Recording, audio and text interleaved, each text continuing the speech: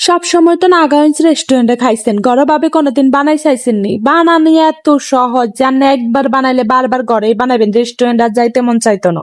আসসালামু আলাইকুম, আনায়াবাকে ভালো আছেন? আশা করি আনায়াবাকে ভালো আছেন। আমি আলহামদুলিল্লাহ আনগো দেওয়া ভালো আছি। যারা যারা অনান্যরা বড় গারা পারে ফলো করে না, তারা অবশ্যই ফলো করে দিবে। করমুরকার হাক না আছে কিন্তু হালাই দিলে হইব নি, এই কিন্তু বালা মতন নাগাগঞ্জ বানাই খাওয়ান যাক। তো তারপরে আমি ব্যাগ কিছু মশলা মশলা কি কি সেটা জানে না। আদা রসুন জিরা আর দিয়ে দিলাম হলদের গুঁড়ি মেচের গুঁড়ি আর একটু লবণ।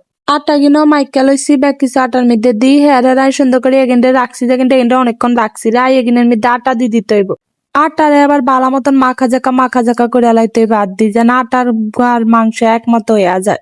মাঝে মধ্যে হাক না থাকলে আন্ডা হালাইয়া দে, হাক না হালাই কোনো লাভ আছে না। এরম ভাবে লই সুন্দর করে নাগামিজ বানান তো খাওয়ান যায়।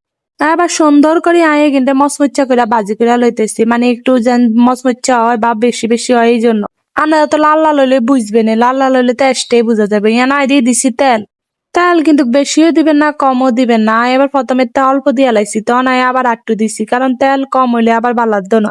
আপনারা কিন্তু এইভাবে বানাই খাইবেন, কারণ এইভাবে খাইলে আপনি এত মজা হাইবেন যা বলার বাইরে, রেস্টুরেন্ট আর খান লাগতো না।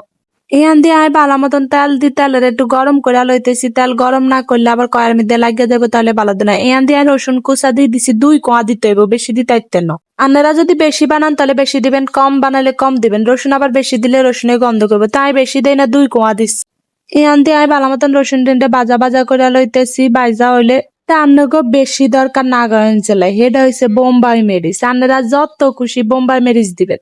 আমি বেশি দেই না, 2 কাইডা দিছি। আনেরা চাইলে আনেরা আরো বেশিও দিতে পারেন, আবার না চাইলে কমও দিতে পারেন। আন্ন গুড় পে ডিপেন্ড করে এটা।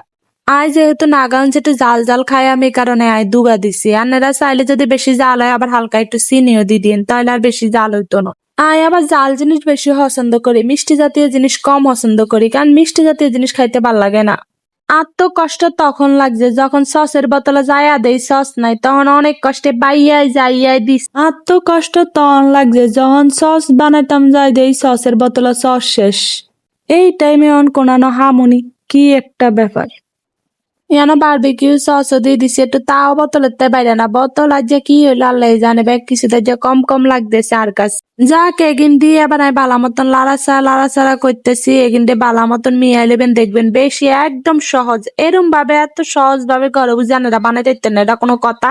মাত্র 6 আন 7 কান 200-300 টিয়া, এত টিয়া দি না হয় আপনি 200-300 টিয়া দি হাক না কিনা না ঘরে বানাইতে পারবেন। কত অল্প খরচে অনেক বালা মতন খাইতে পারবেন, হ্যাট বড়ি খাইতে পারবেন। রেস্টুরেন্টে তো আনলে দিব 6 আন, আর ঘরে বানাইতে পারবেন 8 আন 10 কান, যা মন চায় তা বানাইতে পারবেন।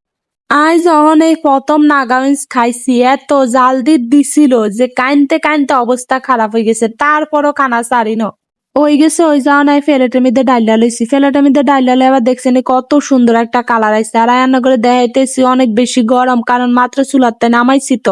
চুলাতে নামানে রান্না করে বালা করে দেখাইতে হারি না, কিন্তু এত মজা হইছে যা রান্না করে কই বুঝাইতে হাইতা না। যদি আন্নেরাই খাইতেন তাহলে আন্নেরা কইতেন যে এত মজা রেস্টুরেন্টের তাই মাঝে মধ্যে বাইত মজা হয়। ঘরে ব্যাগ কিছু থাকলে তো সহজ ভাবে বানাই এলাম।